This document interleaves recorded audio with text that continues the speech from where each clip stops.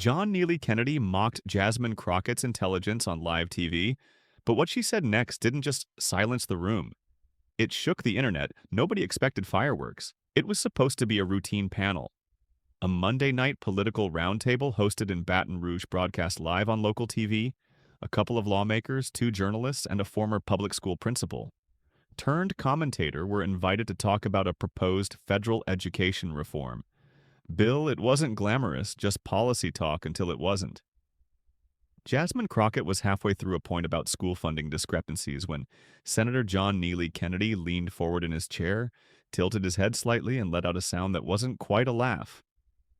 More like a scoff meant to be picked up by the microphones, the kind people hear. And remember, his voice followed slow and pointed. "Well now, Jasmine," he said using her first name like a teacher. "Correcting a student, I'm not sure you read the full text of that bill. Or if you did, maybe you didn't quite get it. Happens sometimes with lawyers who jump into politics too fast." He smiled like he'd said something clever. The kind of smile that's not about humor, it's about control. You could hear a pin drop in the studio, even the moderator blinked. There was no laughter, just tension thick enough to taste. Jasmine didn't flinch. She didn't cut him off or glance around the room for support. She just sat there for a moment, perfectly still, and let the silence work in her favor. That kind of pause can feel like an eternity when you're on live TV.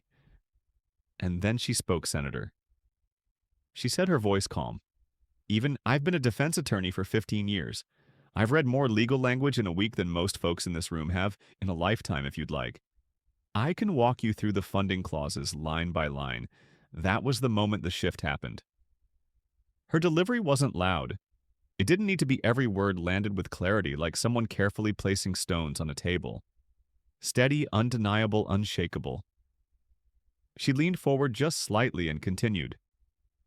And for the record, I ran for office after representing public school teachers. Pro bono. I didn't stumble into this job. I fought to be here across the room. The moderator cleared his throat and glanced at the teleprompter. Unsure whether to cut to commercial or let it ride, but Jasmine wasn't done. What worries me, she added, eyes locked on Kennedy, is not that you think I didn't read the bill. It's that you did and still chose to misrepresent it. There was a flicker in Kennedy's expression, a beat of discomfort he tried to mask by leaning back in his chair and forcing another grin. But the tone had changed. The energy had shifted, everyone felt it. The principal turned commentator, a woman named Robin Delgado, looked between the two with raised eyebrows, then muttered, "Well, damn, just loud enough for the mic to catch the studio audience." Mostly local residents and students stayed silent, hanging on what would come next. But Jasmine didn't press further. She didn't need to. Instead, she finished her segment by returning to her original point. How underfunded schools in certain zip codes were being treated as afterthoughts in the proposed legislation. She gave statistics. She gave stories, one about a classroom in Texarkana that used old textbooks with duct-taped spines. Another about a student named Trevian who shared his desk with another kid. Because the school didn't have enough furniture, that's when the audience shifted the political heat. Gave way to something else, recognition. People weren't just listening. Now they were picturing it, seeing it, feeling it by the time the moderator finally thanked her for her answer and moved to the next panelist. The cameras caught a woman in the third row, nodding slowly with tears in her eyes. Senator Kennedy, meanwhile, didn't speak again for another 5 minutes. Not out of respect, but because he was suddenly choosing his words very, very carefully. But what happened next wasn't just about the exchange. It was about what came after when the internet caught fire. It only took 7 minutes for the clip to hit Twitter. No fancy edits, no voiceover, just a raw screen recording posted by a college student in the audience with the caption, "She ate and left no crumbs." It was casual. Even funny, but the moment it captured was anything but. By the time the panel wrapped, the video had crossed 30,000 views. Jasmine Crockett, who had calmly dismantled a sitting U.S. senator without ever raising her voice, was now trending. But in that Baton Rouge studio, she hadn't noticed. She was still sitting upright in her chair, nodding politely as the other spoke, her hand resting quietly on a notepad. she never once glanced at during her rebuttal. Kennedy, for his part, tried to regain his footing. He shifted gears quickly, talking about fiscal responsibility and bureaucratic bloat. But it didn't land every time he spoke. You could sense he was aware of the shadow of that moment, still hanging in the air, and the more he tried to move past it, the more obvious it became that he hadn't anticipated the pushback. Not like that. There's a particular kind of silence that fills a space after someone has been publicly and thoroughly checked. It's not hostile, but it's undeniable. It's the silence of everyone remembering exactly what was said and choosing not to interrupt it with anything less meaningful. After the camera stopped, the guests stood and exchanged the usual thank yous. Jasmine turned to leave, not trying to linger, but the host caught up to her near the hallway. "Hey," he said, lowering his voice that was different. She smiled politely. "Different good, or different. We'll never have her back." He chuckled, genuinely different. Like that needed to be said out in the parking lot. "Robin Delgado caught up with her sis," she said, gripping Jasmine's hand. "I wanted to jump out my chair when you hit him with that funding clause bit, and Trevian, that part stuck." Jasmine gave a tired but grateful smile. "Hasti, I wasn't trying to perform. I just got tired of being spoken to, like I wasn't supposed to be in the room." And that was the heart of it for years. She'd had moments like this. Smaller stages, courtroom versions, school board meetings where she had to remind men in suits that she wasn't there to take notes. But tonight was different because the cameras were rolling and the people watching weren't. Political insiders, they were everyday folks who've been on the other side of that tone, that look, that question mark, at the end of their name, their title, their experience. Meanwhile, Kennedy walked out a different door, an assistant at his side and a phone to his ear. He didn't look angry, but he didn't look calm either. More like someone trying to process what just happened without letting the cameras catch the crack in his armor.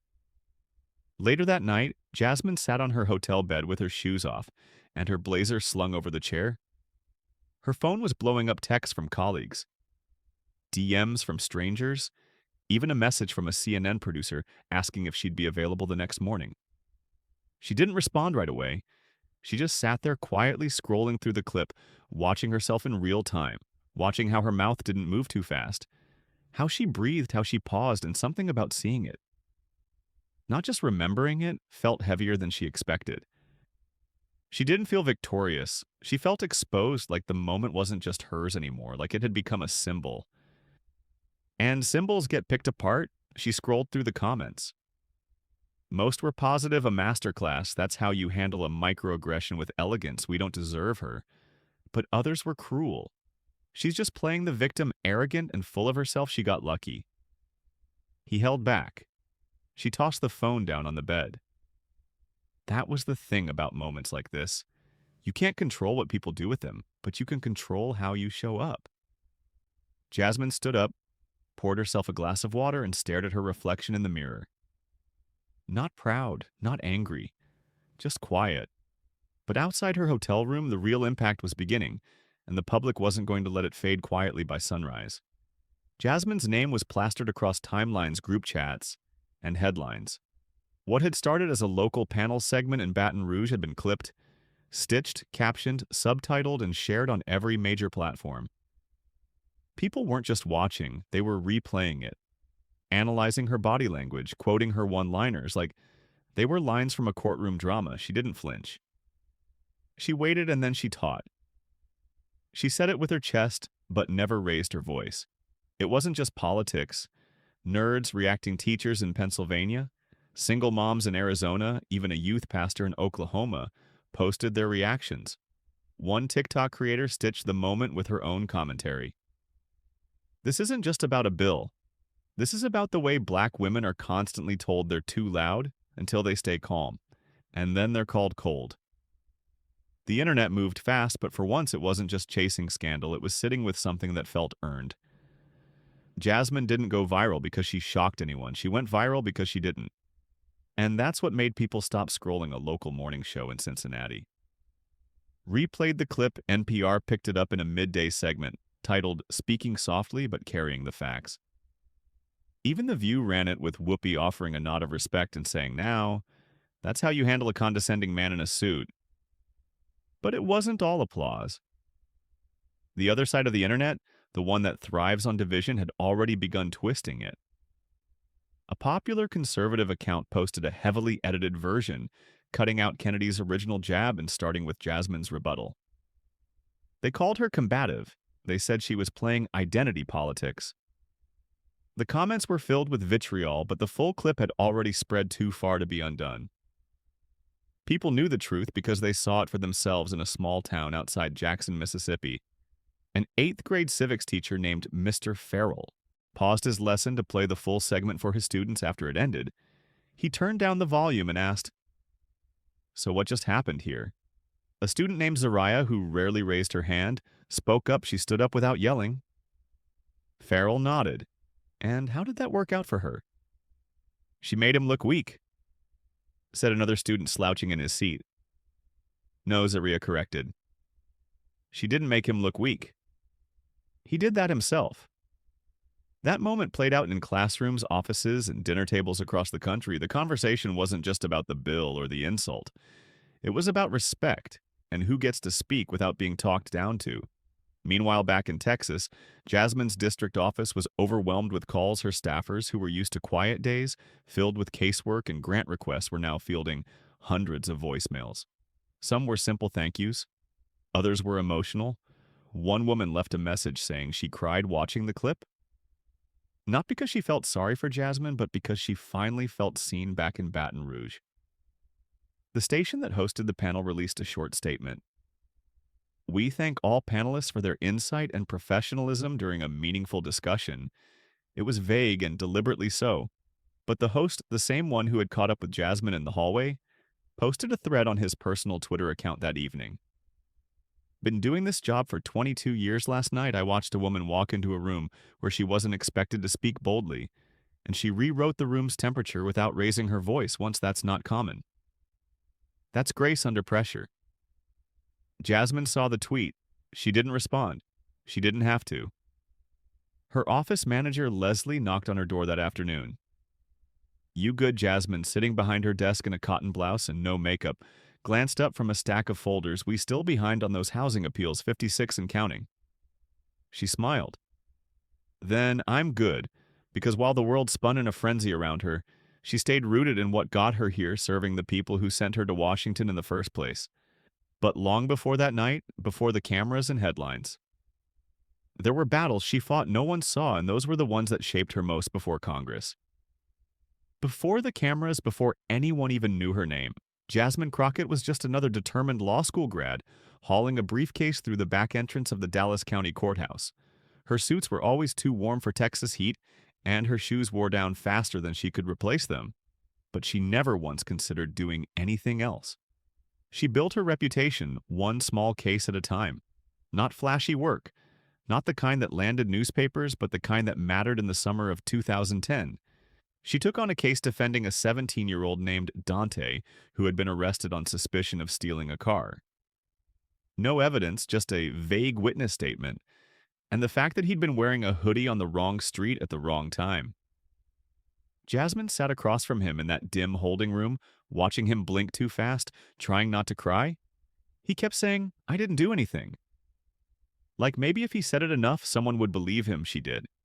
And she worked that case like it was the only thing on earth that mattered. Spent nights researching printed out grainy surveillance footage, pulled up school records to show Dante had perfect attendance the week of the alleged theft. She forced the court to look at the timeline, pulled her aside. "You made your point," he said, "but don't push too hard next time. People don't like being shown up." She remembered blinking at him, confused. "I wasn't trying to show anyone up. I was trying to keep a kid out of lockup." He smiled in that same tight-lipped way Senator Kennedy would. Years later, just saying, "Watch how you play the game." That line stayed with her longer than it should have. She learned to navigate the game without ever playing it their way. And the truth is, she wasn't raised to sit quietly and wait for permission. Her mother, Denise, was a librarian who kept a list of every student who needed help with applications. Her father, a diesel mechanic, taught her how to stand tall, even when she felt small. "Folks don't have to like you," he used to say, "they just need to respect what you bring to the table." Still, the pressure wore on her. There were days she'd come home, throw her briefcase down and stand in the kitchen, wondering if any of it made a dent if showing up day after day in spaces where she had to prove she belonged. If that changed anything at all, but then there were calls. Quiet ones like the night her old client Raquel phoned to say she'd made it through nursing school, or when a middle school teacher from Pleasant Grove emailed her a list of students who wanted to interview her for their civics project. Those little things, that was the fuel. So when she ran for office first state, then national, she did it. Not because she wanted the spotlight, but because she was tired of watching bad decisions fall. Hardest on the people who never got a seat at the table the night before the Baton Rouge panel. She was on a call with a woman in Tulsa trying to get broadband for her rural school district. They spoke for 27 minutes. Jasmine didn't say much, just listened, took notes, asked questions. That's what makes what happened with Kennedy. So telling he didn't just misjudge her knowledge of the bill, he misjudged the weight behind her words. He assumed calm meant uninformed, that her silence was submission, that she hadn't spent years in rooms where the stakes were lives, not talking points. But she had over and over, and the moment she left that panel, her past didn't disappear. It followed her, fueling what would come next when her phone began ringing off the hook. By Tuesday morning, Jasmine's office line had turned into something between a hotline and a confessional. Her chief of staff, Alonzo, was fielding calls while sipping his third cup of coffee and rubbing his temples with the back of his hand. Line 3 is a retired superintendent from Ohio, he said, holding up a yellow sticky note line. 4 is a grandmother from Tulsa who said you reminded her of Shirley Chisholm in line 5. Yet this is a man from Nebraska who started crying before he even said his name. Jasmine glanced up from her inbox. Did he leave a number? Nope, just said, tell her thank you for saying what. I wish my wife could have said before cancer shut her up. Then he hung up. She didn't respond right away, just stared at the desktop screen where a dozen unread interview requests waited. MSNBC PBS 1 from a Belgian public station, and an invite to sit with Gayle King. It was surreal. She'd gone viral, sure, but what nobody talks about is how quiet it feels in the middle of that storm. It's not glamorous, it's exhausting. It's 100 people wanting something from you and maybe 3 who actually ask how you're doing. The calls didn't slow down. One voicemail came from a pastor in Dayton who played the clip during Sunday service and asked his congregation to pray for her continued strength. Another was a public defender who said watching her made her feel seen, in a job that erases you, but one message hit different. It was short, a woman's voice barely above a whisper. You reminded me that I'm allowed to speak. That was the one that made Jasmine sit back in her chair and press her fingers to her eyes. She wasn't tired from talking. She was tired from being heard. There's a difference. Later that afternoon, her personal cell buzzed. It was her Aunt Carol from Shreveport, the one who never watched politics. Never texted and still called it the Facebook baby. Carol said, not even saying hello first, I saw that clip. I don't know why that man tried you. But Lord, you carried yourself like your mama taught you. I was hollering. Jasmine chuckled. I thought you didn't like watching the news. I don't. But this wasn't news. This was a reminder. A reminder of what that? We ain't got to play small just because the room's uncomfortable there. It was again that same message echoing from strangers, relatives, old clients, and new supporters. You didn't raise your voice, but you raised ours. Still, not every voice was supportive by Wednesday. The threats had started to trickle in. Some were anonymous emails. Others were voicemails that sounded like they came from payphones in places with flat accents and cheap rage. You're why politics is a joke. Go back to court where you belong. You embarrassed a good man. She didn't flinch, not because it didn't hurt, but because she'd been here before. The first time someone threatened her safety, she was fresh out of law school, defending a tenant who'd filed suit against a slumlord in Garland. She remembered the moment she found a rock on her windshield wrapped in a napkin that said, "Drop the case." She remembered her dad driving 2 hours just to change her locks. So no, this wasn't new, but that didn't make it normal, and she'd never let it be. She turned off her phone that night and stepped out on the back porch. No cameras, no applause, Just the hum of a neighborhood settling down after dinner. A few porch lights, the sound of sprinklers. The distant bass of someone's music drifting from two houses down. Alonzo joined her, sipping from a red plastic cup. "You thinking about the CNN interview?" he asked. "No," she replied. "I'm thinking about how many people only listened because a man interrupted me." He nodded slowly. "Think that's going to change?" He asked Jasmine, looked out at the quiet street, took a breath, and said, "Not by itself, but while she prepared for the next wave of media attention, the one person who hadn't said anything yet was the man who started all of it." 3 days passed, not a tweet, not a press release, not a single peep from Senator John Neely Kennedy's office. The silence was louder than any apology could have been. By Thursday afternoon, reporters were circling one of them. A local political columnist from Lafayette showed up outside Kennedy's Capitol Hill office and waited. "Just want to comment," he said to an aide. "Even 2 words." The aide shook his head, mumbled something about no further statements, and closed the door a little too fast.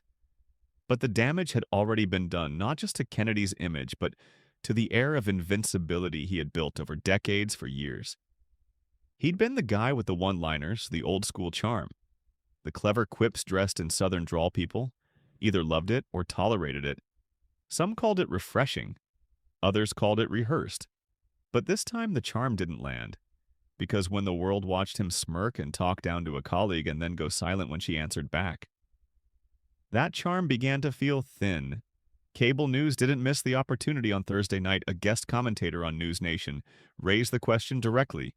If Senator Kennedy can't handle a calm rebuttal from a colleague without retreating behind his staff, what does that say about his confidence in his own argument?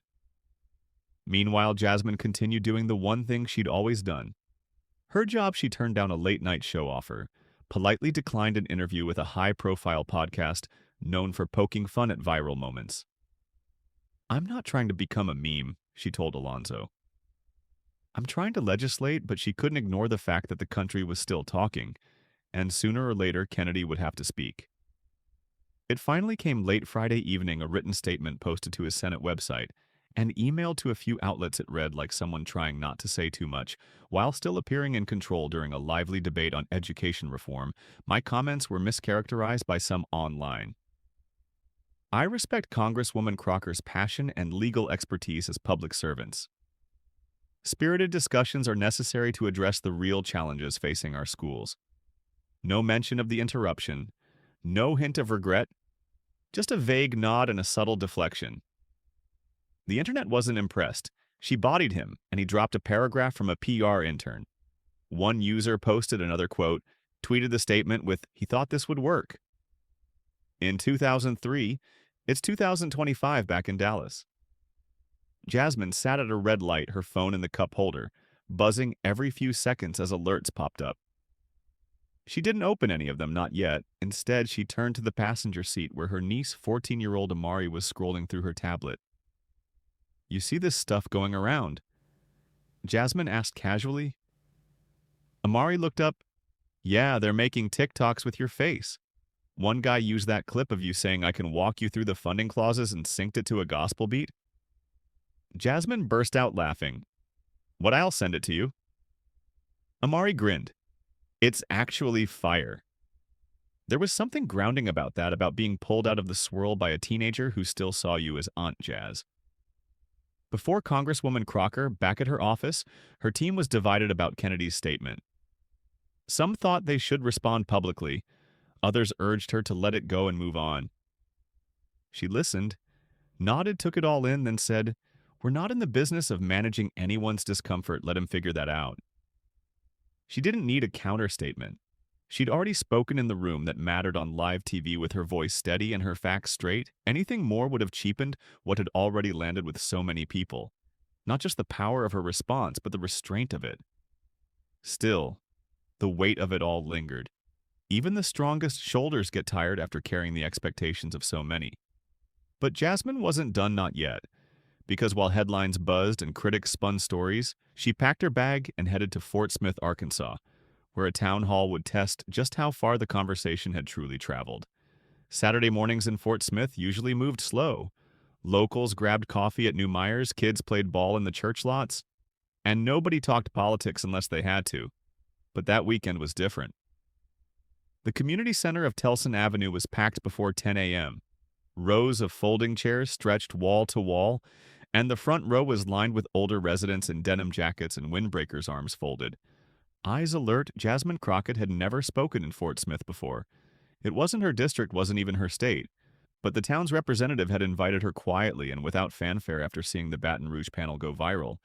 He didn't say much on the phone, just that he thought some of his constituents needed to hear her speak.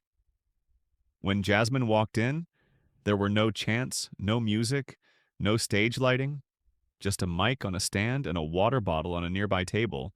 She wore a simple navy dress, her heels low hair, tied back. No press in the room, no cameras, just people. "Good morning," she said, soft but clear. "I'm Jasmine Crocker, and I'm not here to lecture. I'm here to listen. And if you'll let me, I'll speak too." There were a few cautious nods, a couple of murmurs, but no clapping.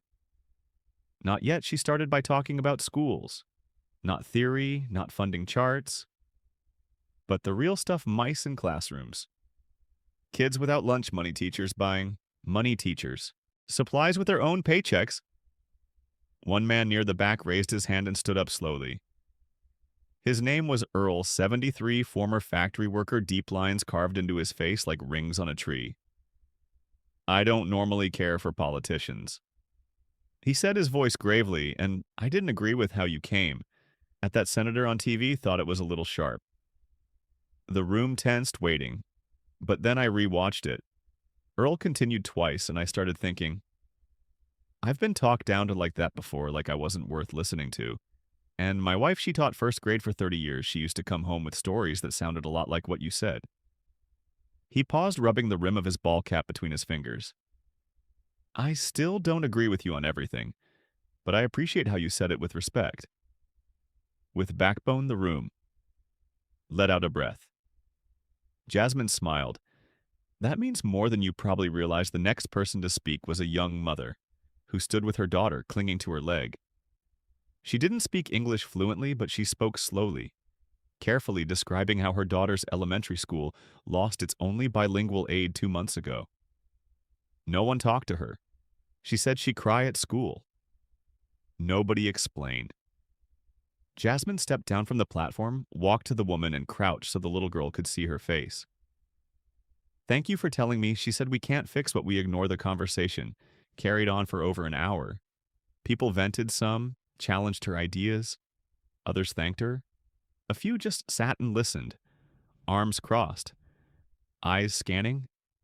But no one walked out when it was over. Jasmine didn't rush to her car. She stayed, she hugged. She answered every question she could. She took down names, promised to follow up, and when Earl came over to shake her hand, he held it longer than expected. "You ever come back to Fort Smith?" He said, "You let us know, folks will listen." She nodded. "I'll come back, but next time I want to bring a teacher or two from my district. Let you all hear from them directly." That's how it starts, not with speeches, not with trending clips, but with rooms like this. Uncomfortable, honest, stubborn human. Outside the center, the wind picked up clouds. Rolled slow over the river valley. Jasmine zipped her jacket and stood by her car a moment. Just breathing, no cameras, no spotlight. Just a small moment of quiet between all the noise, but the real shift wouldn't come in a town hall or a headline. It would come hours later in the back seat of a car ride home, where Jasmine would finally speak the thing that had been on her chest since the beginning. The drive out of Fort Smith was quiet at first. Jasmine sat in the back seat of a rented black SUV, one hand cradling a cup of gas station coffee, the other resting in her lap. Her staffers Alonzo and Tessa rode up front, the soft rhythm of tires on pavement filling the silence between them. It had been a long day, longer week, but the kind of long that left you full, not drained. Alonzo finally broke the quiet. "That guy Earl." I wasn't sure where he was going with that story. Jasmine let out a half laugh. "Neither was I." Tessa glanced in the rearview mirror, but he landed it. "Yeah," Jasmine said, sipping the lukewarm coffee he did. She leaned her head back and stared at the ceiling of the car. The landscape out the window blurred into long stretches of fields and quiet roads. She thought about that little girl clinging to her mother's leg about the school in Texarkana that still hadn't gotten new furniture, about how something so small. A man smirking on a panel had cracked something open in people, and then she said it. "You all know what's been bothering me this whole time." Neither of them answered, but both waited. "It's not what he said." She continued, "It's that he was so comfortable saying it. Like the idea that I didn't understand the bill just made sense to him. Like that was a natural leap." Alonzo looked in the mirror. "You think he would have done that to anyone else?" "Oh, I know he wouldn't have, but that's not even the part that gets me." She paused, letting her thoughts catch up to her mouth. "The part that stings is how familiar it was. I've heard that tone my whole life from teachers, from professors, from judges. It's never about the words, it's about how people talk over you, because they've already decided you're not worth hearing." Tessa spoke softly. "That's why the clip went viral." Jasmine nodded slowly. "Not because I said something brilliant, but because everyone watching had been talked over before in meetings and classrooms at their own dinner tables." She turned to look out the window, and maybe for a second they felt like they answered back. The car got quiet again. Not heavy, just thoughtful. Alonzo reached over and turned down the radio, even though it was already low. "You ever think about what's next?" "After all this," he asked Jasmine, tilted her head like a book deal. He laughed. "No, like, do you want to keep doing this fighting?" "These same fights over and over." She didn't answer right away, just stared ahead. "I don't think it's about wanting." She finally said, "It's about needing. I need to be here because the moment I stop, someone else hears silence and thinks it means they're alone again." Tessa nodded quietly, looking down at her phone. Then Jasmine added, "I just wish we talked more about what people are actually trying to say when they talk over someone." "Like what Alonzo asked, like fear," she said, "or control or pride. Sometimes people interrupt because they're scared. They'll be proven wrong if they let the other person finish." No one said anything for a while, then Tessa asked, "What would you have said to him if you'd had 5 more seconds?" Jasmine smiled, not smugly, but with a sort of quiet fire. "I would have said, I'm not here for your comfort. I'm here for your accountability." Alonzo shook his head, grinning. "You gotta save that for your book." Jasmine laughed softly and took another sip of her coffee. Now cold outside the window, the sun was starting to drop behind the tree line, that golden light you only get at the end of a long drive, bathed the highway in warmth. It wasn't peace exactly, but it was enough for now. But the story wasn't over, because back in Washington, there was one more seat she had to take. One more room to speak in, and this time everyone was already listening. Monday morning in D.C. was gray and brisk, the kind of morning where even the marble buildings looked tired. Jasmine Crockett walked through the Capitol's southeast entrance just after 8:30, her heels clicking across the floor, a thick file tucked under her arm, her expression unreadable. She had a speech to give. Not for TV, not for viral moments, but on the House floor, her name had been added to the list of speakers after 3 separate colleagues from 3 different states asked her to share her thoughts on public education and equity. The chamber was already filling by the time she stepped in. A few lawmakers offered polite smiles. Others looked away. Senator Kennedy wasn't there. This was the House. Not the Senate, but his name. His smirk. His voice still echoed in people's minds. Jasmine stood behind the podium, adjusted the mic once, and took a deep breath. Then she began, "Colleagues, I wasn't planning to speak today, but sometimes the moment insists on your presence whether you're ready or not. The room quieted last week during a panel on education reform. I was questioned. Not on my position, not on my facts, but on my capacity to comprehend. The very bill I was discussing." She paused, eyes moving across the room. "Now I'm not here to rehash that moment. I'm not here to demand apologies. I'm here to talk about what happens when we create environments where people feel entitled to dismiss others without cause. I'm here to talk about classrooms with broken desks and outdated textbooks. I'm here to talk about students like Trevian who share a desk because their school can't afford more, and young girls who cry through math class because there's no one in the building who speaks their language.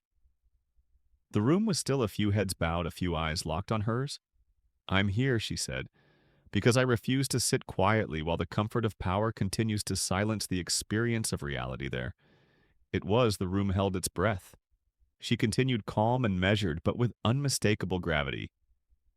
"Some people have asked me if I regret my tone, if I would change how I responded. And I'll tell you what I told my staff. I'm not here to manage someone else's expectations of civility. I'm here to work, and working means telling the truth. Even when it's uncomfortable," someone in the back murmured. "Amen." She kept going for too long. This body, this institution has mistaken politeness for fairness. It has rewarded those who interrupt and dismiss those who pause before they speak. But here's the truth. Silence does not equal submission, and speaking calmly does not make you any less serious. She closed her folder but kept her eyes forward. "I represent people who don't have the luxury of being misunderstood. People who speak with precision because they know they'll only get one shot to be heard, and I will not shrink myself for the comfort of tradition." With that, she stepped back.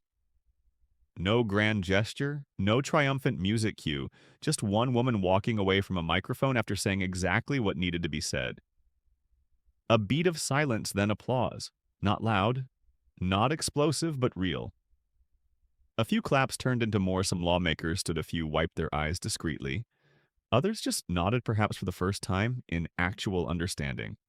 Back in her office, Jasmine took off her shoes and sat on the edge of her couch. Her staff had left a small note on her desk, a quote from Shirley Chisholm in bold handwriting. "If they don't give you a seat at the table, bring a folding chair." She smiled at it, folded it once, then tucked it into the inner pocket of her blazer. Later that evening, she called her mother. They didn't talk about the speech, they talked about groceries, about her cousin's new baby, about whether or not she was eating enough. Sometimes that's the grounding you need after standing tall in front of the country before bed. Jasmine wrote one line in her notebook. "It's not about the last word, it's about the lasting one." Then she turned out the light. If this story moved, you share it, because somewhere someone else is still being talked over and they deserve to be heard. 2. Subscribe for more stories that speak to the moments behind the headlines.